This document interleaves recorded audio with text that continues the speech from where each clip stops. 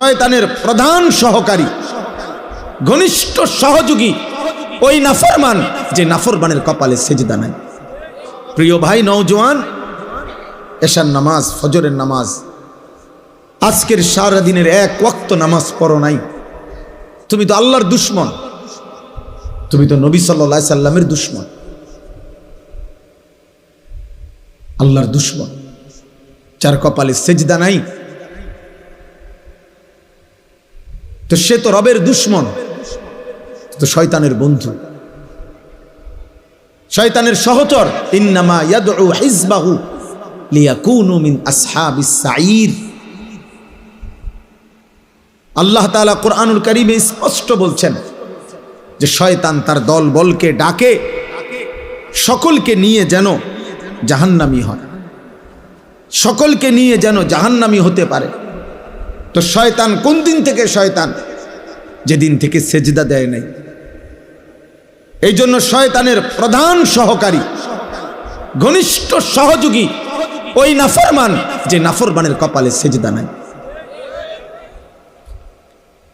শয়তান কোন দিন থেকে পরিচিত হয়েছে? শয়তান যেদিন থেকে কি করে নাই? সেজদা দেয়। শয়তানকে শয়তান কেন বলা হয়? তাফসীরে আছে আল মুবঈদু আনিল হক। 24 ঘন্টা যার অস্তিত্বের মধ্যে, যার প্রতি মুহূর্ত কাটে আল্লাহর নাফরমানি, হক থেকে দূরে সরা, নিজে এবং অনুসারীদেরকে, নিজে এবং সঙ্গীদেরকে আল্লাহ থেকে দূরে সরিয়ে রাখতে, হক থেকে দূরে সরিয়ে রাখতে যার সার্বক্ষণিক প্রচেষ্টা, তাকে বলে শয়তান। এজন্য শয়তানকে শয়তান বলে। অতএব দোস্ত, ফজর থেকে এশা এক ওয়াক্ত নামাজের সেজদা যার কপালে জুটে নাই, তুমি তো তোমার সাথের সহকারী, সহযোগী বন্ধুদেরকে, সাথের সঙ্গীদেরকে মিলে মিশে আল্লাহর ইবাদত থেকে, বন্দিগি থেকে ফিরায় রাখলা। তাহলে তুমি নিশ্চিত ধরে নাও, হাসরের ময়দানে আর কারোর সাথে সাক্ষাৎ না হলেও ইবলিসের সাথে তোমার সাক্ষাৎ হবে, শয়তানের সাথে সাক্ষাৎ হবে। 10 টাকার বুট খাইয়া একটা লম্বা বিকাল পার করে দিলা, হায় বদনসিব। 1 প্লেট চটপটি খাইতে গিয়া 2 ঘন্টা লাগায় দিলা। চটপটি খাইলা 30 টাকার, আড্ডা মারলা 3 ঘন্টা। এটা কোনো সুস্থ স্বাভাবিক জীবন হইতে পারে বেটা? ন্যূনতম বিবেক যার আছে তার জীবন এটা না। মানুষ এত ফালতু হয় না, এত ফালতু হয় না। এজন্য আজকের নওজোয়ান, কিশোর যুবক ভাই, প্রিয় সন্তান, চেহারা দেখলেই বোঝা যাচ্ছে অনেক ছেলের বেনামাজ। বেনামাজির চেহারা অসভ্যের চেহারা, বেনামাজি গাদ্দার,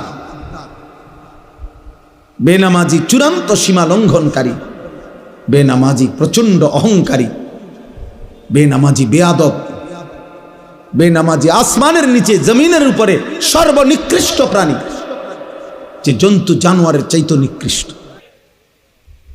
যদি বিশ্বাস না হয়, যারা সেজদা দাও নাই, নামাজ পড়ো নাই, তো তুমি কোনো কুত্তারে রাস্তার কুকুরকে জিজ্ঞাসা করো, কুত্তা তুই সেজদা দেস না কেন?